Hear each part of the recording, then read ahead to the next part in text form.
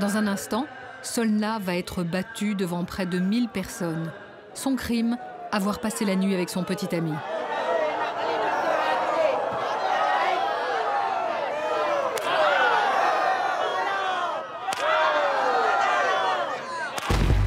Deux ans après le tsunami, les châtiments en public réapparaissent après plus d'un siècle d'absence à Banda Aceh.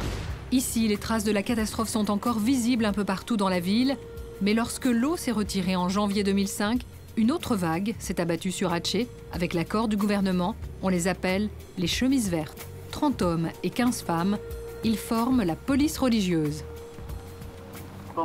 Avis à la population, tous les couples non mariés doivent quitter la plage immédiatement.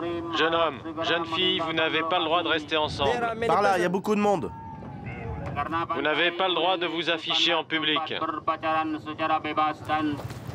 On va les encercler. Vous par là, moi par ici. Une catastrophe, cela ne vous suffit pas? Souvenez-vous que la ville de Banda Aceh a été anéantie par le tsunami. Plus vos péchés seront grands, plus les catastrophes seront grandes. Bonjour, vous êtes mari et femme? Non. Ça se voit, vous avez un comportement trop affectueux l'un envers l'autre. Il faut que vous vous sépariez. Allez, rentrez chez vous. Tout de suite. Mais on était juste assis. Il y a trop de gens qui peuvent vous voir. Allez, rentrez. Je vous préviens, arrêtez de vous comporter avec une telle négligence et évitez ces attitudes subversives en public. Pensez au salut des autres. Votre attitude peut anéantir toute la population. Si les couples qui traînent ici... Allez, faut y aller là. Allez. S'ils restent ensemble trop longtemps, ils risquent de faire l'amour. Alors notre devoir, c'est de les séparer. On fait ça pour les protéger. Les chemises vertes d'Aceh agissent uniquement sur dénonciation et leur mission se veut éducative. Annonces par mégaphone, campagne d'affichage en ville, également brochures qui mettent en garde contre les principaux péchés, le flirt, le jeu et l'alcool.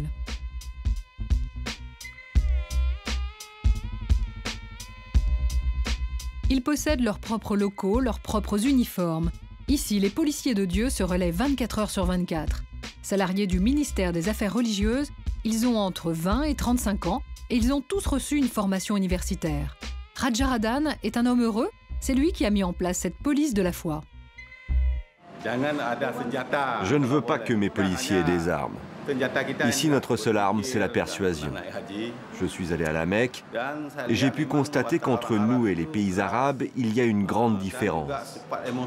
Là-bas, les gens sont têtus et ils ont le sang chaud. Ils ont donc une police sans pitié. À Aceh, on est dur aussi, mais pas autant qu'eux.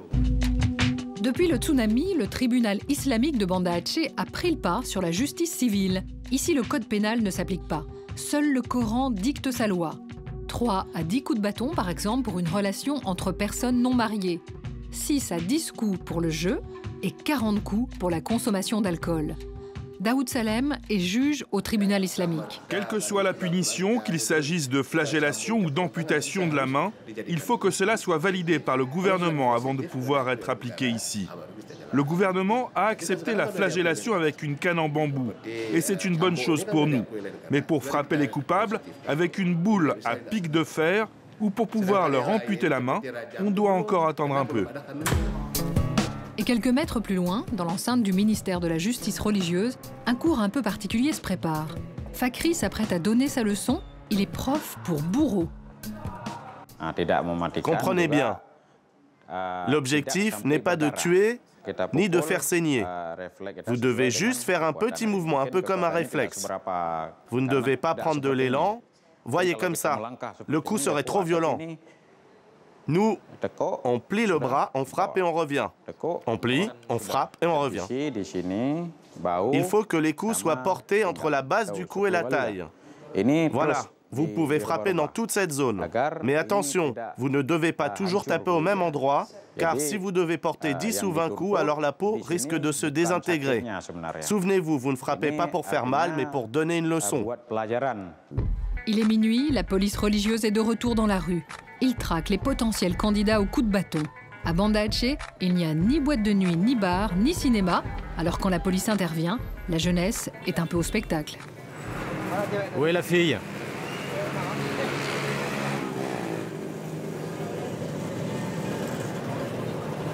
Mais sors de là, qu'est-ce que tu fais ici? T'as pas honte? Allez, monte dans le camion, on t'embarque. Vous assistez souvent à des arrestations? Oui, souvent, très souvent. Récemment, ils ont arrêté un aveugle qui couchait avec un travesti. Non, c'est vrai, c'est vrai. Est-ce que les choses se sont améliorées à Aceh depuis qu'il y a cette police religieuse? Non, depuis qu'il y a cette police religieuse, c'est de pire en pire. Tout se fait en cachette. Un avis partagé, lors d'un récent sondage, 80% des personnes interrogées disaient ne pas être satisfaites de la manière dont la loi coranique est appliquée à Aceh. Écoutez les filles, vous risquez toutes les deux la flagellation. Premièrement, vous ne portez pas de voile.